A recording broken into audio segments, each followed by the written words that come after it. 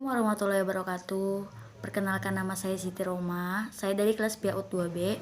Di sini saya akan meringkas materi tentang neuroscience dari bab 1, 2, 4, 5 dan 10. Yang pertama yaitu di sini ada konsep neuroscience.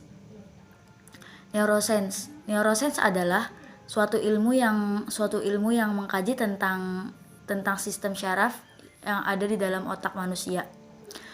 Neuroscience juga mengkaji tentang kesadaran dan kepekaan otak dari segi biologi, persepsi, ingatan, dan ada kaitannya dengan pembelajaran. Kemudian neuroscience di sini terbagi ke dalam 4 ruang lingkup. Yang pertama yaitu ada seluler molekuler yang mempelajari berbagai macam sel syaraf dan bagaimana mereka melakukan fungsi-fungsi spesifik yang berbeda satu dengan yang lainnya untuk menghasilkan berbagai perilaku yang kompleks seperti emosi, kognisi, dan tindakan.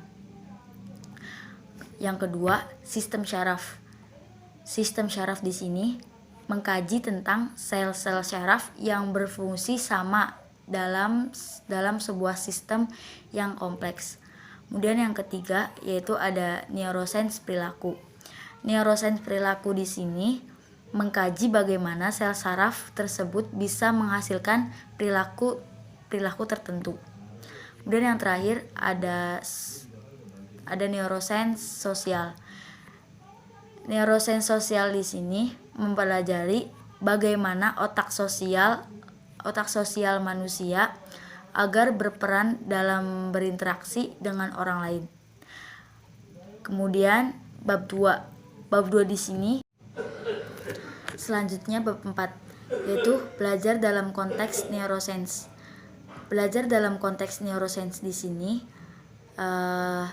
dapat dilakukan dengan relaksasi atau rileks. Jadi dalam pembelajaran otak kita itu harus benar-benar rileks agar semua materi yang disajikan oleh guru atau dosen itu dapat kita serap dengan baik. Cara untuk mengoptimalkan otak salah satunya yaitu berdoa sebelum belajar agar otak kita itu sejuk, terbuka, dan dapat meringkas semua materi yang telah diberikan oleh ibu bapak guru kita. Di sini ada 5 cara untuk melatih fungsi pada otak.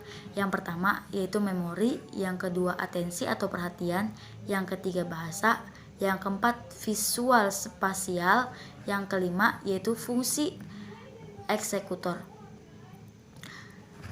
Kemudian di bab 5 ada aplikasi neuroscience dalam pembelajaran.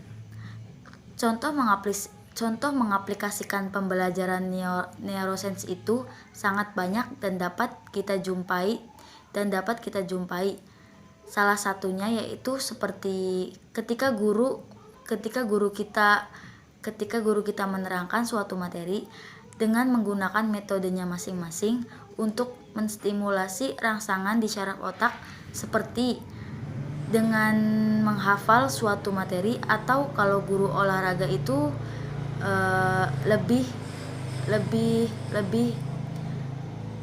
ke fisiknya. Dengan ini di setiap struktur otak kita bisa berstimulasi karena bagian-bagian otak itu meliputi selebrum otak besar, selebrum otak kecil, tulang otak, limbik system, dan di masing-masing otak yang tadi disebutkan itu ada cara menstimulasi otak dengan caranya masing-masing. Yang terakhir yaitu ada pembelajaran PAUD berbasis perkembangan otak. PAUD merupakan pendidikan yang sangat mendasar dan strategis karena masa usia dini merupakan masa yang penting dan menjadi fondasi awal bagi pertumbuhan dan perkembangan anak selanjutnya. Sebagaimana yang dikemukakan oleh Mutiah 2010 bahwa kehidupan pada masa anak dengan berbagai pengaruhnya adalah masa kehidupan yang sangat penting, khususnya berkaitan dengan diterimanya rangsangan, stimulasi, dan perlakuan dari lingkungan hidupnya. Selain itu, masa usia dini sangat menentukan bagi anak dalam mengembangkan potensinya. Sama halnya dengan disampaikan oleh Suryani 2007 bahwa PAUD merupakan pondasi bagi perkembangan kualitas sumber daya manusia pada masa berikutnya. Demikian pentingnya PAUD sebagai salah satu sistem pendidikan nasional, sehingga peningkatan penyelenggaraan PAUD di suatu negara memegang peranan yang vital untuk kemajuan bangsa tersebut di masa yang akan mendatang. Oleh karena itu, dibutuhkan suatu manajemen dan tata laksana yang baik dalam penyelenggaraan PAUD di berbagai pelosok daerah di Indonesia. Dan bagaimana proses pembelajaran yang dilakukan dalam PAUD tersebut agar nantinya dapat mencapai segala tujuan dari diselenggarakannya PAUD. Yang salah satunya adalah untuk mengembangkan seluruh potensi anak usia dini.